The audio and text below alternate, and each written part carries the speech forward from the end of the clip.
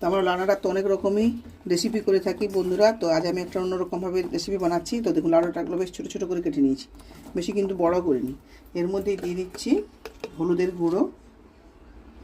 আমি যেভাবে বানাচ্ছি বানিয়ে দেখবেন, খেয়ে খুবই সুন্দর লাগবে। তারপর দেবো লবণ, এরপর দিয়ে দিচ্ছি রসুন, দিয়ে দিচ্ছি দেখুন গোটা রসুন। আর এরপর দিয়ে দিচ্ছি গোটা কয়েক কাঁচা লঙ্কা। এর মধ্যেই দিয়ে দিচ্ছি সর্ষের তেল। তারপর যদি সর্ষে পোস্ত বেটে রেখেছি দিয়ে দিলাম, এতে কাঁচা লঙ্কাও আছে। এটা একটু ভালো করে মেখে নেব, দিয়ে আর ভাপে বসিয়ে দেবো। এইভাবে রান্না করে খেয়ে দেখবেন, খুবই সুন্দর হবে।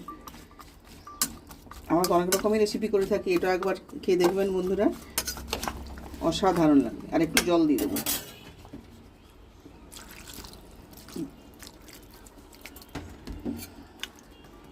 লাউডাঁটার ভাপাটা কত সুন্দর হয়েছে দেখুন।